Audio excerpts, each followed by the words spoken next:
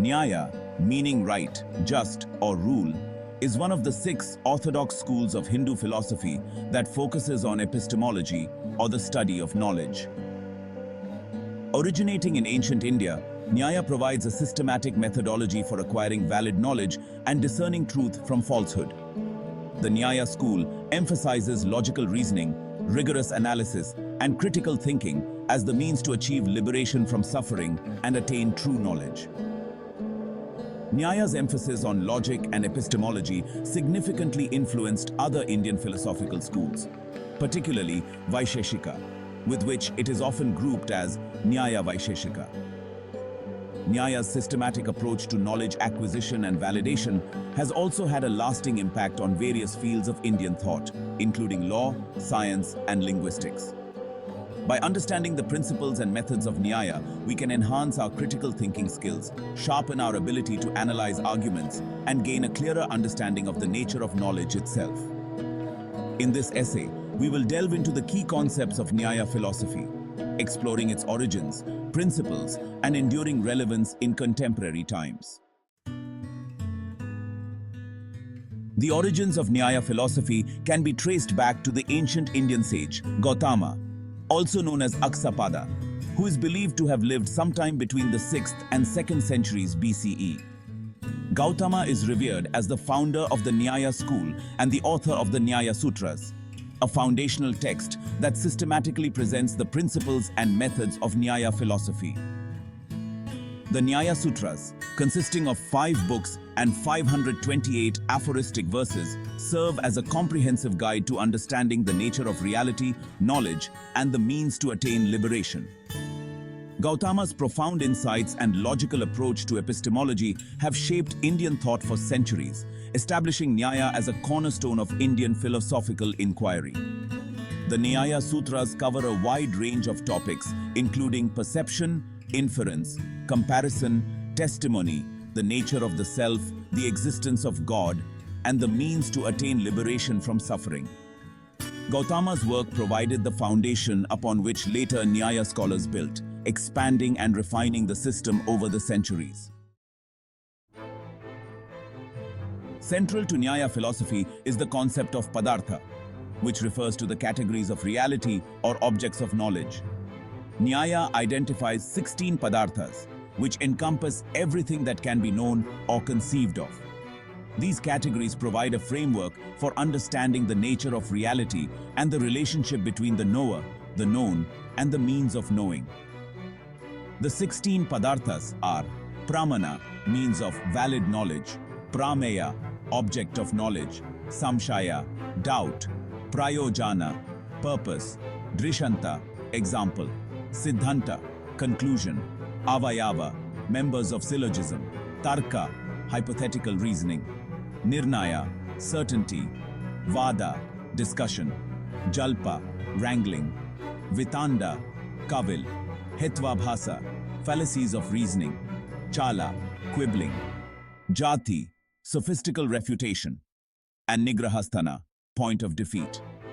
By systematically categorizing the objects of knowledge, Nyaya provides a comprehensive framework for understanding the world around us. Each Padartha is carefully defined and analyzed, enabling us to distinguish between valid and invalid knowledge and to arrive at a more accurate understanding of reality. Nyaya philosophy emphasizes the importance of acquiring valid knowledge, prama, as the means to achieve liberation from suffering and ignorance. To attain valid knowledge, Nyaya identifies 4 distinct pramanas or sources of knowledge: pratyaksha, perception; anumana, inference; upamana, comparison; and Shabda, verbal testimony. Each pramana has its own unique characteristics and limitations, and understanding these is crucial for determining the validity of knowledge claims. Nyaya provides a detailed analysis of each pramana, outlining the conditions under which it can generate valid knowledge and the potential pitfalls to avoid. By carefully scrutinizing our sources of knowledge and applying the principles of Nyaya, we can develop a more critical and discerning mind, capable of distinguishing between truth and falsehood. The 4 pramanas, therefore, serve as indispensable tools for navigating the complexities of knowledge and arriving at a more accurate understanding of ourselves and the world around us. Section 5. Pratyaksha. Unveiling reality through direct perception. Pratyaksha, or perception, is considered the most direct and immediate source of knowledge in Nyaya philosophy. It refers to the direct apprehension of an object through the senses in contact with the external world. Nyaya distinguishes between two types of perception, nirvikalpaka, or indeterminate, and savikalpaka, or determinate. Nirvikalpaka perception is the initial, non-conceptual grasp of an object, where the senses merely register the presence of something without yet categorizing or labeling it. Savikalpaka perception, on the other hand, involves the recognition and identification of an object, where the mind associates the sensory data with concepts, memories, and language. For example, imagine seeing a flower for the first time. Nirvikalpaka perception would be the initial sensory experience of color, shape, and fragrance without yet knowing that it is a flower. Savikalpaka perception, however, would involve recognizing it as a flower, associating it with the concept of flower, and perhaps even identifying its specific type, such as a rose or a lily. Section 6. Anumana. Unveiling reality through inference. Anumana, or inference, is the process of drawing conclusions based on previously acquired knowledge. It is a form of reasoning that allows us to go beyond the limitations of direct perception and infer the existence of things that are not directly observable. Nyaya identifies three components of inference: heta, or reason; paksha, the object about which the inference is made; and sadhya, the inferred property. For example, we might infer the existence of fire from the presence of smoke.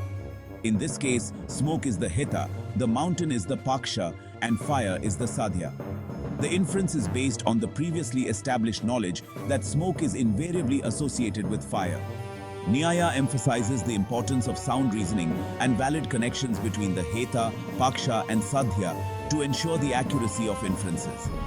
Anumana, therefore, plays a crucial role in expanding our knowledge base and understanding the world around us, particularly in situations where direct perception is not possible.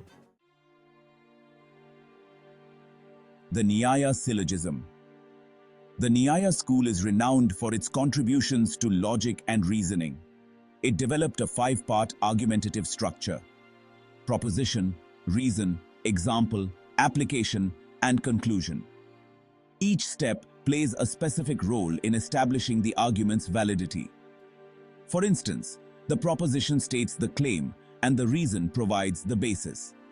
The example illustrates the connection, the application applies it to the case, and the conclusion finalizes the argument. The Nyaya Syllogism offers a rigorous framework for constructing sound arguments. Section 8. Beyond the senses. Exploring Upamana, Shabda, and Arthapatti.